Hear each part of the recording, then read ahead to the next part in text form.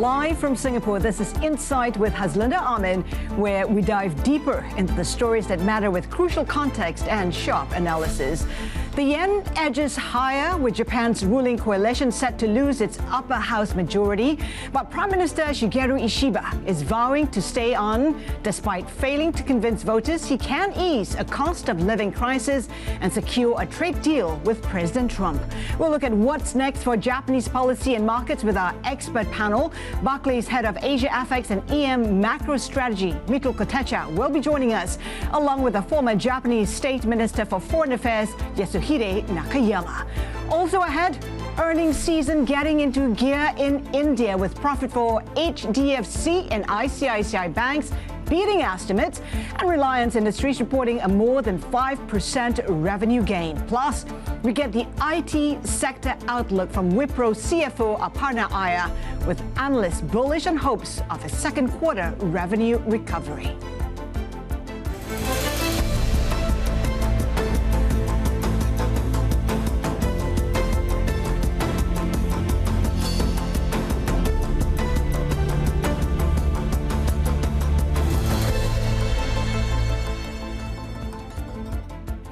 Our top story today, a historic election setback for Japan's ruling party. Prime Minister Shigeru Ishiba says he will stay in office despite his coalition looking set to lose its upper house majority. Broadcaster NHK says the Liberal Democratic Party and longtime partner Komeito lost 19 seats overall as voters protested over a cost of living crunch. This would be the first time since 1955 that the LDP has to govern without controlling either Chamber of Parliament. Ishiba is expected to address the election outcome in about 2 hours.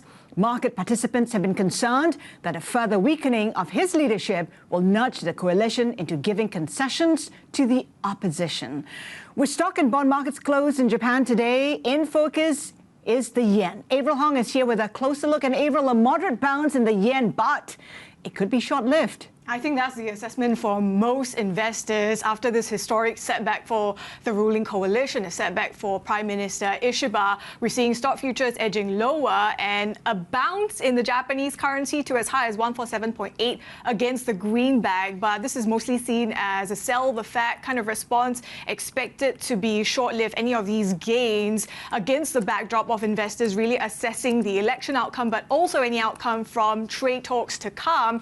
And some see yet more yen volatility and trading in a range of 145 to 150 against the greenback this week. Now, flip the board. Among the concerns for investors, let's just rake through some of that, is how the election result might ultimately mean a weakened position for Japanese officials going into trade talks. It could also leave it trickier for the BOJ to provide any sort of timeline guidance for the next rate hike. And then, while Prime Minister Ishiba has been insisting he's here to stay, investors have these lingering concerns, and his political longevity, I think, ultimately really depends on how he addresses cost of living issues. Let's flip the board again and take a look at what we're seeing in JGBs as well, because it's not just about stocks or the yen. We've indeed been seeing a lot of pressure on the long end of things. Just last week on the yield on the 20 and 30 year, you'll recall, Haas, they hit those multi-decade highs amid concerns of more government spending, more tax cuts. And this week, we still have a 40-year auction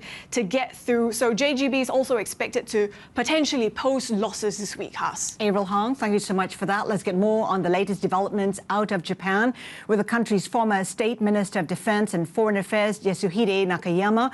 Also with us, Mitul Kotecha, Head of FX and EM Macro Strategy Asia at Barclays Mitul. Let's start with you. Market reaction pretty muted, not entirely surprising, right? It's been priced in. Absolutely, Haslinda. I think the fact is that running into this, the polls and most of the market expected a loss. And it's exactly what we saw for Ishiba. And so now the question is what happens going forward. I tend to agree with the analysis that's been done. I think the yen has bounced a little bit in the wake of the election result, but the risks to the yen are still on the downside in the coming days and weeks, especially when you've got the dollar generally picking up momentum here. There's also a sense where, of course, you know, the yen, all that money that's repatriated hasn't really been taking place. We're not seeing a lot of money coming back into Japan per se.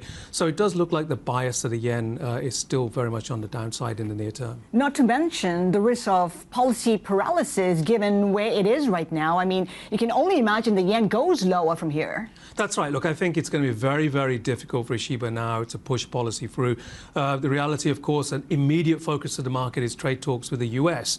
And look, you could argue on the one hand, now the elections are out of the way, you've got a bit of an open door to have the trade talks as there was uncertainty. So we'll see that happening. But you know that Japan has been seeing a very big sticking point in the likes of autos and steel tariffs. And it's not been easy, plain sailing up until now in terms of trade discussion. So it could still be very, very tricky. And to be fair, you look at the deals that the US has done now with, say, Indonesia and Vietnam, we're talking about the upper end of 15 to 20% tariffs. I'm not sure that's acceptable for Japan. Nakayama-san, let's get your assessment. It does seem like it is an inflection point for Japanese politics. When a party like Senseido can get 15 seats, that says a lot. Yes. Good morning. Thank you very much for receiving me on Haslinda program. Thank you very much, my friend Milti-san. And you already know, before even interview me, Bloomberg knows everything. And I think as for what happens next, Mr. Ishiba has already stated clearly that he intends to stay on the prime minister's seat. However, many voters may see this as lacking humility or responsibility.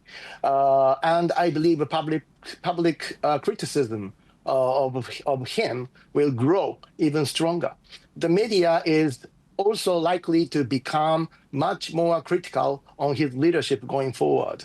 More broadly, public trust in the government as a whole is likely to erode further. And Ishiba could face what we in Japan call a fukuro dataki situation, a kind of political pile on from all sides. What makes things even more difficult is that the Ishiba administration now leads a minority government in both the lower and upper house. To pass any legislation, they will need cooperation from the oppositions. In practice, that makes governing extremely difficult, and the policy implementation could stall for the foreseeable future. Nakayama-san, the pressure on Ishiba is not just from the people and the media, it's also within the LDP party. Sources say they're putting a lot of pressure on the Prime Minister to step down. The question now is how long can he resist before he's forced to make an exit? Yes, this is a very, very difficult situation going on. After the Abe Shinzo killed by assassin, what LDP lost mind is what is the conservative philosophy of LDP? Why the Japanese LDP stands for? Mr. Shinzo Abe was a very strong conservative person as a leader of Japanese party, LDP. But it seems to me, even me, Mr. Ishiba little bit lean on to pro-China. So I think this time the election, all the Japanese voters feel a little bit of fear from Chinese silent invasion. For example, like we have a very close ally, I mean the very close country and nation, freedom nation called Taiwan. But if you look at the Taiwan situation, what the Japanese leader have to do to protect and defending the democracy of Taiwan with Australia, with the United States. I don't want to see the 1997 Hong Kong again in Taiwan situation. And I don't want to see the Ukraine situation right now going on in Europe, in Asia. So this kind of foreign diplomacy or defense issue, everyone feared and everyone wants to listen the prime minister's voice from Ishiba, like Abe. But this time, the voters couldn't get any words from the leader of Japan. That is a problem, I guess. And Mitul, we know it is a challenging time for Japan, and the elections are pretty much risk-off for Japanese assets. I guess the next hurdles will be the 40-year auction, also CPI data. Would that be a game changer for Japanese assets? I mean, obviously it'll be a big focus. I'm not sure it's a game changer. I mean, what we've been seeing on the longer end of the curve has been increased pressure over recent weeks. That's also filtered into the 10-year part of the curve as well. And look, I think there is concerns about the obviously BOJ pulling back its buying, plus the increased supply that's going to be happening in the longer end.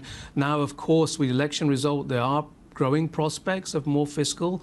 It's not automatic, but increased fiscal stimulus at a time when the bond market is already very nervous could be very, very significant. And by the way, you know, we were on the road last couple of weeks. This was seen as one of the biggest risks from clients across markets. So it is something a lot of investors are focusing on. If we do see the long end blow out and come under much more pressure, that would also obviously impact the yen significantly. The thing is, a weak government usually ends up spending more.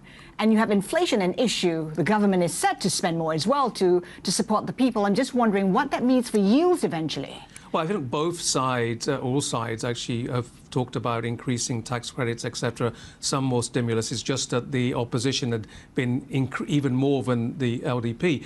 But look, I think it's going to be nervous. I mean, it's going to, as you said, potentially be risk off. I think we've had a reaction today that says the markets were expecting this, but further out, this is not going to be as calm, right? And I think it does seem as if that pressure is going to be ongoing. That said, look, we're not, our house view is not a blowout in the longer end. We still think things will be measured in terms of where we see the longer end of the curve move and where Japanese asset markets move. But clearly, I think until then, there'll be nervousness. And as I said, you know, we'll also be watching what happens on trade talks. The data is going to be very, very important in Japan as well. And so there's a lot of factors we're looking at here. But the immediate focus will be on the aftermath of the elections, how that changes the landscape politically, the ability to get deals done, to get measures passed is going to be much more difficult. And Nakayama-san, is there a sense that perhaps the weak yen, which is hovering at month's lows, and also, you know, the problem of wages that's pushing the voters to the far right? I mean, you know, people are wanting more populist policies. Yes. And also, this is a very difficult situation for Japan regarding the critical issue for the defense of Japan. But on the other hand, Japanese people feel like they feel fear a little bit, as I said, but they are not, how to say, they are not like, they are like a peace dummy. They concerned about the overseas, but they never vote for the foreign policy or defense policy.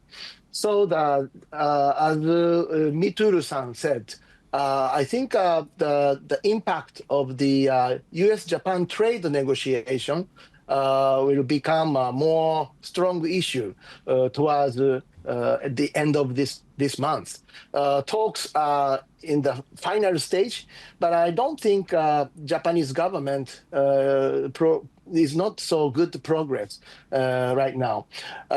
We, the Japanese government negotiation at the beginning of the tariffs by the President Trump, but we should see the Chinese situation. Chinese negotiation is very smart. Chinese government, Xi Jinping knows that the Trump is a short temper. So they close up, they wrap up very quick. And they think like that. Beijing think even 25%, but only 3 years. But the Japanese bureaucracy system and the countryside of the statesman, like Mr. Ishiba, they are too straight to negotiate too much with the U.S. How do you say, study too much, big brain, and no idea, tricky idea, like Chinese. So the Japan has to wrap up very quick and be patient. Nakayama-san, what were some of the miscalculations in the trade negotiation? What were some of the miscalculations? Was it the fact that Japan was actually looking for a full exemption from tariffs? Yeah. Do you think our Prime Minister Ishiba can go straight forward and against the United States president? This is the answer. The strong statesman, strong president is Trump. And we, the Japan, have to receive and accept that. Even we negotiation with the U.S. trade. I think I know that I can see the result. We have to receive less than 25%, but not negative, not minus percent. So even whatever the result, the percentage of the tariff is increasing. This is the answer. So I think Japanese have to quick wrap up the negotiation. It's more key to the market. And this wrap up quick speed negotiation is that makes good results for the Japanese economy, I guess. Now it's a very unstable. It's almost lost, right? And for the BOJ, it's possibly has lost any catalyst or impetus to actually move? Well, I think the BOJ is still in wait-and-see mode, right? I mean, they will be watching the trade talks very, very closely. We still think the Bank of Japan moves in January. But of course, it could be delayed if we see an adverse trade deal or a no trade deal and tariffs being implemented that hurts economic growth. So a number of factors to watch out for there, but we still stick with the January view for now. All right, hang tight. Yasuhide Nakayama, former State Minister of Defense and Foreign Affairs of Japan, Mitul Kotecha of Barclays is sticking around. Now, as we shift our focus to the Fed, with Governor Chris Waller making his pitch to succeed Jay Powell with a warning on inflation. Keep it here with us. This is Bloomberg.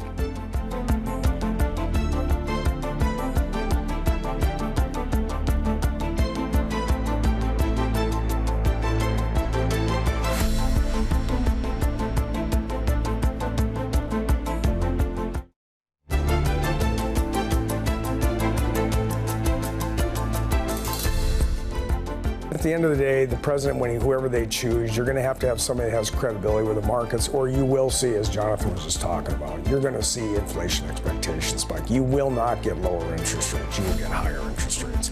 This is well known. We've seen this everywhere around the world when this happens. And I know Scott Bessent knows this. So this is not something that is lost on anybody. Governor Chris Waller on the search for the next Fed chair, a job says he would take on himself if asked by President Trump. Let's get more on the Fed with Barclays Mitul Kotecha. Of course, we know Waller is pushing for a rate cut. Is he right, or is he just sending out the signals so that he gets a job? We think that the Fed is unlikely to cut until at least December. So in that sense, we don't agree. I think, maybe the latter is true. But look, the reality is that inflation is now starting to show in the data, right? When we look at the CPI, and we're going to see some of that in the core PCE, there is definitely a sense that, albeit moderate, but if you look at some of the components, the tariff impact is feeding through. We think that's going to continue all the way into September at least, and that's going to prevent the Fed from cutting quickly. At the same time, the unemployment rate is not moving higher. Now, it could be due to the immigration changes, etc., but the reality is that the supply of the labor market dynamics has changed, and the unemployment rate is unlikely to move much higher from here. So when you add it all up with a moderate slowdown in jobs, inflation that's creeping higher, very, very difficult for the Fed to cut rates here. And understand, Waller, obviously there is some in the Fed that think the impact of tariffs is not going to be significant. It's already, they believe, will not show up, and that it's been absorbed by importers on margins of exporters. But we think we will see that, and that means December is the earliest. It wasn't too long ago that markets were optimistic because of the expectations of rate cuts. Now it's higher for much, much, much longer. Now you've got to wonder how high stocks can remain given the situation that we see now. Well, the market is just Teflon, right? I mean, ultimately, given all that's going on, all the risks in the world at the moment, and policy shifts and gyrations, the tariff impact, which, even if there's deals taking place on tariffs, they're still a lot higher than initially anticipated. And as I mentioned, in Asia, we're talking about 15 to 20%, right? So it still seems a lot of risks out there. So the fact that equities are this high and risk assets are doing so well, I don't know, summer, I'm always nervous. So you always see something happen in summer, but clearly markets still believe there's more to go here, that growth is going to be very resilient. Now, we do agree on the growth side. The US economy will be resilient in our view. But as I mentioned, from the Fed perspective, we probably will see cuts starting next year when we see some of that impact on growth taking place. We're still looking for 3 cuts from the Fed next year. But from a risk asset perspective, yes, there is reason to be nervous here. And the bond market is somewhat nervous when you take a look at treasuries, the long end in particular, they're nervous. The bond market's nervous. We think the term premium is excessive, though. But the biggest concern for us is obviously all the talk around Powell and potential firing of Powell. And if that moves to fruition, that could have the biggest negative impact on bonds in our view, as well as the US dollar. So that's a big risk. Taking that aside, we think the bond market will not weaken significantly from here. You know, last week we had the 30-year above 5. Overall, our view is still very much that the bond market should be relatively well behaved. We don't see yields pushing significantly higher. There is a risk of a steeper curve, clearly, with the pressure on the Fed to cut at the front end and probably prematurely here. And markets might start pricing more and more of that in next year, and potentially longer end fiscal concerns, etc. But we think already the market's pricing a lot of that in. Then you would imagine you should be having a stronger dollar. But the dollar is down 8% year to date. It is, and clearly the dollar has not done well in the first half of this year at all. And all of the talk of tariffs benefiting the dollar just did not happen. There was a lot of concern about credibility of policy, about repatriation, about increased hedging flows. But July has been a bit more encouraging. The dollar has gained some ground here. I think, to your point, equities being at sort of record highs has helped allay concerns about damage to US asset markets. As long as that continues, hedging activity, yes, that's picked up, which may cap the upside for the dollar. But we're a bit encouraged at the fact that the dollar is starting to move more positively and more constructively. It's in line with our view this year that we think the bulk of dollar selling is behind us. We're on the cusp of earnings season for the Mag 7 in particular. The likes of Tesla will be in focus. That will drive sentiment. It will, of course. Equity markets will drive sentiment. But Tesla isn't expected to do well.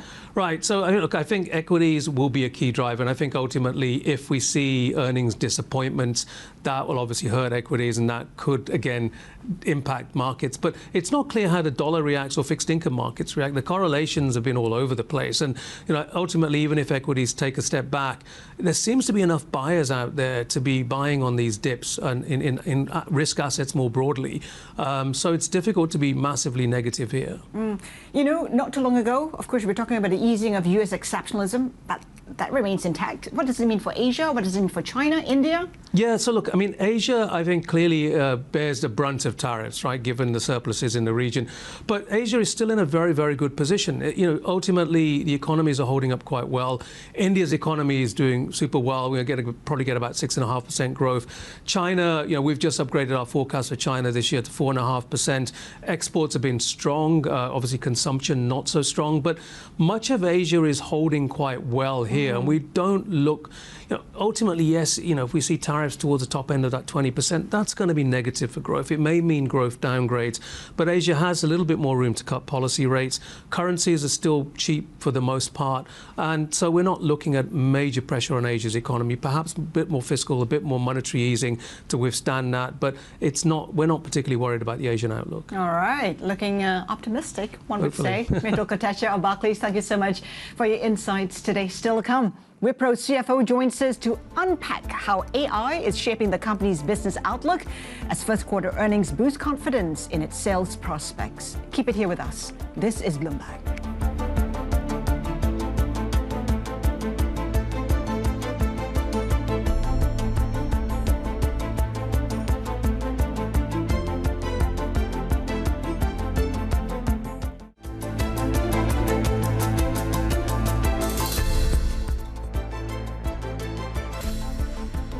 Welcome back. You're watching Insight. We're keeping an eye on TSMC as it's reached a key milestone after posting a bullish sales outlook fueled by AI demand. The Taiwanese chipmaker has joined the $1 trillion market cap club for the first time, matching Berkshire Hathaway in value. One challenge to TSMC's outlook is this year's rally in the Taiwanese dollar. Bloomberg spoke exclusively with TSMC CFO Wendell Huang, who says FX is a big uncertainty, but the company will constantly review its hedging strategies. We don't predict the Taiwan dollar. We simply described the potential impact to us. And as I said, there are 6 factors affecting the profitabilities. Foreign exchange rate is something that we cannot control. But there were such instances before where the foreign exchange rate was not in our favor, but we managed to lean on other factors. so that we are able to keep our profitability. And that's what we are planning to do. Do you have contingency plans in place for a more rapid appreciation of the Taiwan dollar? It goes back to what impact our profitabilities. So there are the factors that we're able to control. We will definitely work hard on those factors to maintain the profitability. We use different hedging alternatives. The first one is to just simply sell the US dollar in the market, spot market. And we also use forward contracts. And we also move part of the cash, the US dollar cash, to a offshore holding company, which the financial statements are denominated in US dollar, not in NT. So that saves our hedging cost. Which tool your priority, or is your priority? It's a combination. At the same time, you want to sell the spot, which is the easiest one, but there is market appetite to consider. So you go to the forward contracts, still there's also market appetite and cost, and hedging cost. And then we've been using this capital injection to the offshore company for years. So there's a combination, and we will use those combinations. TSMC CFO Wendell Huang speaking exclusively with our very own Annabelle Drewlers. Now staying with the outlook for tech and AI, let's bring in our next guest, Aparna Iyer, as Chief Financial Officer with Indian IT firm Wipro. Aparna, good to have you with us. Speaking of IT, we know that Wipro has an AI-first strategy. Talk to us about what that essentially means. Talk to us about the pipeline of AI projects, for instance.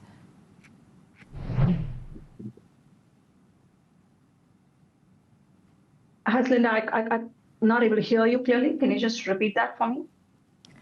Talk to us about the AI pipeline, because we know that Wipro has an AI-first strategy. That is correct. AI has a huge potential. We're very excited. A lot of the conversations with our clients are AI-powered. There is a huge opportunity out there in terms of modernizing legacy systems using AI. In fact, agentic AI is the other buzzword, which is again presenting a huge set of opportunities. We're using it both to deliver our services better and also to be able to just use it for ourselves. So AI is a huge potential for us in terms of pipeline, very strong pipeline.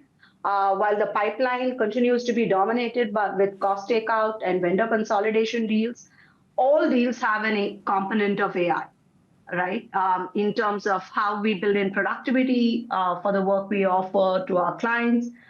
This could be to do with just completely AI-led pipeline as well, where the ticket sizes are smaller, but huge potential there. What kind of impact are you expecting those AI projects to have in terms of your second quarter outlook? So our second quarter outlook is actually an improvement over our first quarter outlook. Our first quarter outlook was a -3.5% to -1.5% growth. As we get into Q2, we are guiding for -1% to a positive 1% growth. We've also shared that the second half is like bookings in the first quarter, $5 billion of total contract value bookings. And we had 16 large deals with $2.7 billion of bookings. So overall, a very solid start in terms of bookings to the year. A lot of those bookings came in from our top 10 clients. So it shows you the strength of the bookings and therefore our comment on second half being better than the first half. We know there's so much uncertainty out there. Tariffs is a case in point. And we have the likes of TCS coming out to say that their clients are holding back in terms of investment plans. Are you seeing the same for your own clients? It's a very evolving situation. I do think that at the start of the calendar year, one was more hopeful that the discretionary spends would come back in a big way. That hasn't happened, but it is not worse compared to what it was last calendar year. So it's an evolving situation. We are staying very close to our clients. Certainly, there are some sectors where we are seeing some impact, retail, CPG, manufacturing are sectors that are a little bit more impacted compared to the others. But it's also an opportunity, because any time is a good time for the clients to take out costs, and we believe we can be a strategic partner to our clients in order to do that. But essentially, are they rethinking their long-term transformation positioning?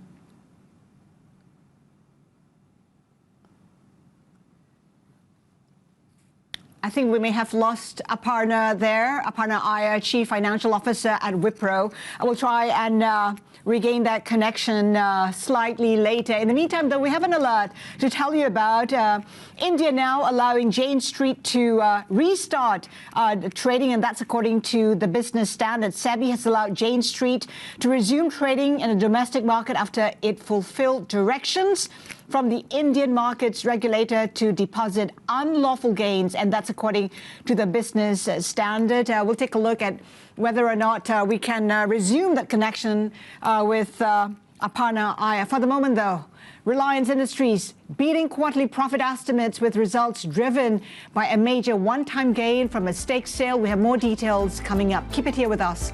This is Bloomberg.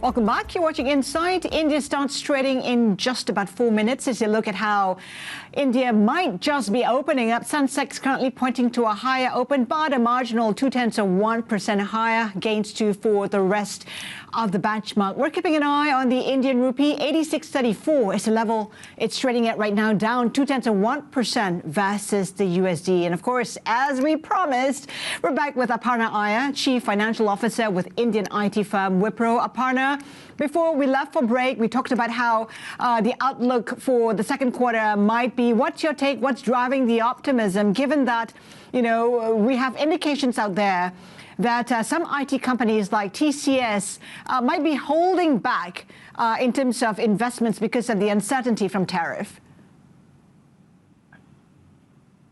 I think the outlook for Wipro quarter two and the remaining part of the year is actually driven by the optimism of our bookings in the first quarter. We had $5 billion of bookings, and we 16 large deals with $2.7 billion of bookings. We have a good mix of both renewal and new. So we believe that in the second half of the year, we're going to be focused on converting some of these bookings into revenues, and that's going to be the focus for us in the next 6 to 9 months. Some of these deals will take time to ramp up. So in some sense, our second half does look better than the first half owing to these deal bookings. The thing is, when you take a look at IT companies, the earnings season has been pretty tepid. There are lots of question marks about risks in the coming quarters.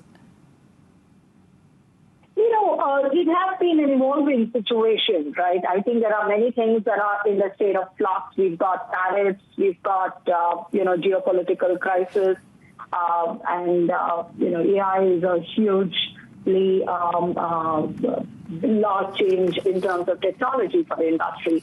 And therefore, it is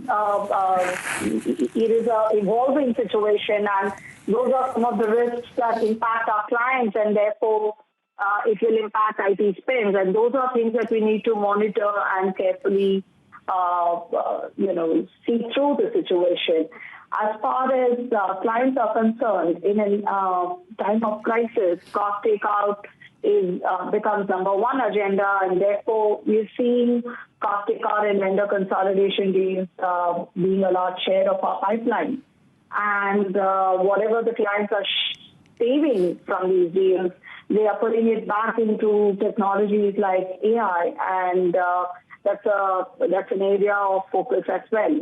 So we are staying close to our clients and helping them see through the situation. What steps can be taken to mitigate the impact from the uncertainty from tariffs? We know that retail, consumer products, manufacturing will be impacted. That is correct. There are certain sectors like retail, consumer, manufacturing, which are far more sensitive to the ongoing situation on tariffs. We are remaining close to our clients, and like I said, certainly cost takeout is a huge area for them, and we are helping them through that, through our solutions, which are completely catered to a situation like this.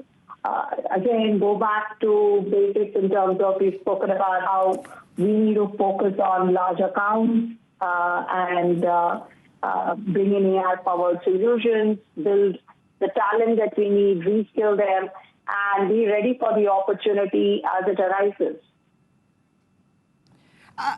Given the risks that we're talking about, is that impacting the way you look at hiring in the next 12, 24 months?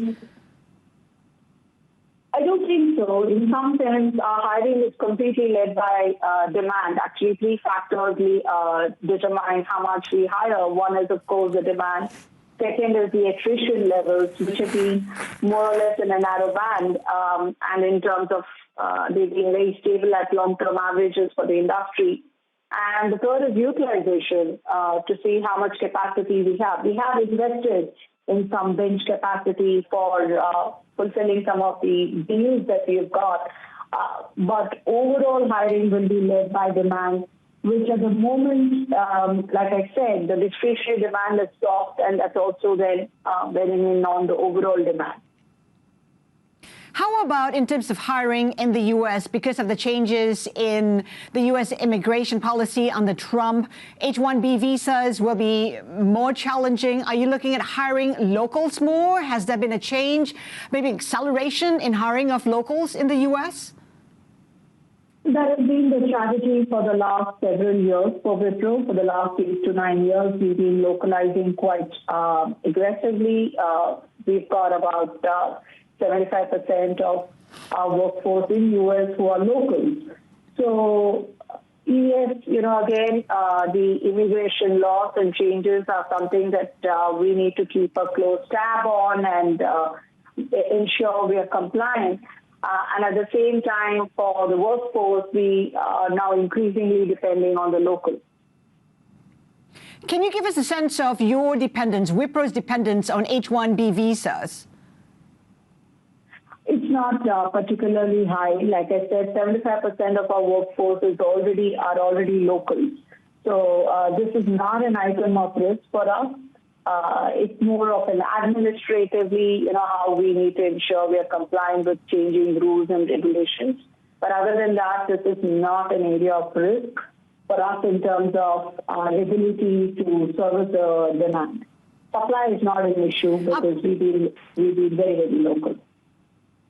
Right. Aparna, we know that about 60% of your revenue comes from the U.S. Given where the U.S. dollar is trading right now, it's been pretty volatile. It's been weak. How is that impacting the outlook for your revenue going forward? We've got a very good foreign exchange risk management framework, and it has been in place for the last couple of decades. It caters to the volatility.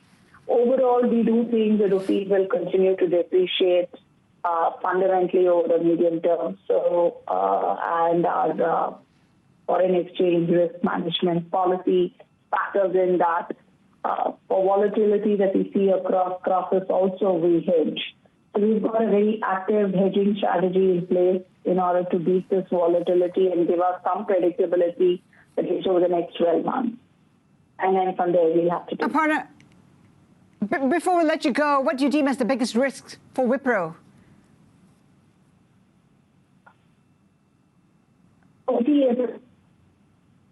Macroeconomic conditions, and I think that remains the number one risk. Too many evolving situations, geopolitics, and tariffs. These remain the risks that we need to watch out for.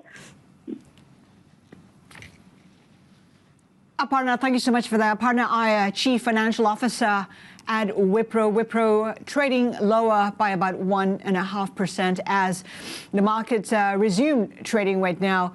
Now, taking a look where Indian benchmarks are at this point in time, we have the Sensex pretty flat.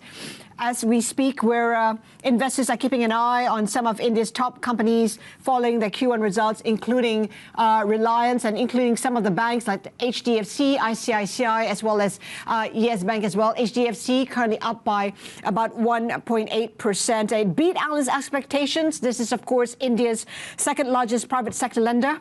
A 15% increase year on year, and that is being reflected in its stocks today. Of course, top Indian banks are set to see rising profitability through 2026. Of course, loan growth seen rebounding on the back of RBI rate cuts.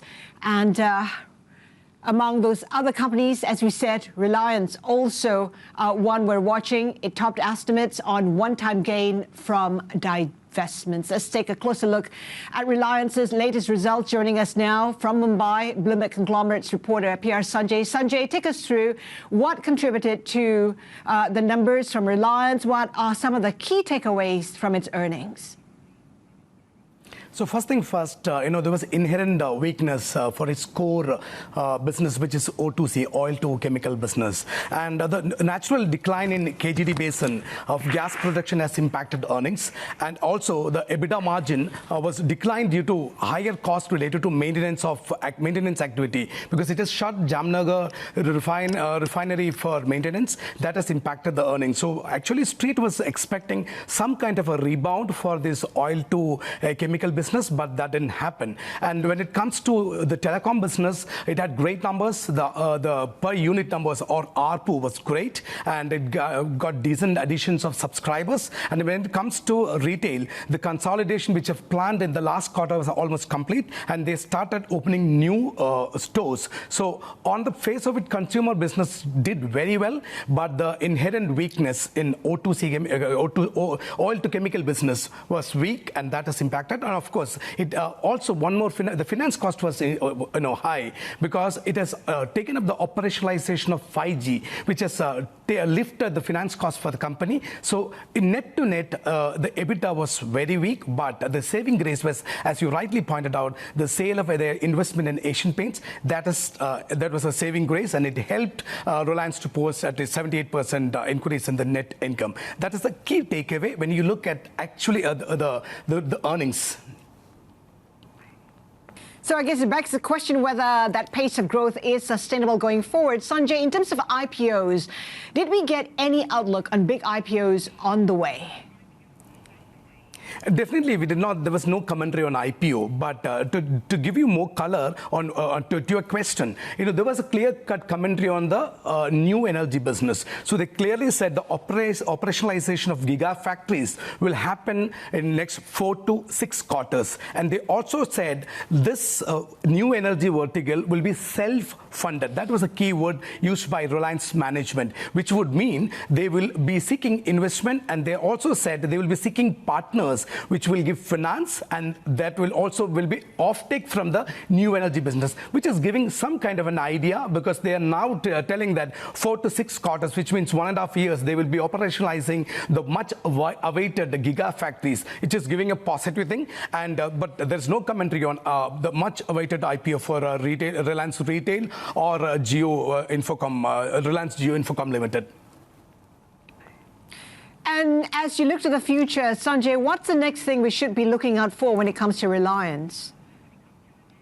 The next big thing is the most watched, most awaited Reliance annual shareholders meeting, annual general meeting, where we are expecting that Chairman Mukesh Ambani will lay some kind of a road forward for the company. And we are expecting, as you rightly asked, what are the kind of update for the IPOs? We are expecting some kind of a clear-cut roadmap on these IPOs, because they will have to give a lot of exit for the financial investors which came in during the COVID time. So all eyes are on, for the upcoming AGM. The date is not yet known. It should happen around August or early September. That's what we are expecting. Sanjay, thank you so much for that. Bloomberg Conglomerates reporter PR Sanjay in Mumbai. Thank you for that. Here are some more top stories we're following. European Union envoys are set to be preparing for a possible no-deal scenario with President Trump. Negotiators are pushing to keep discussions on track, but trade talks have seen little progress ahead of next month's deadline.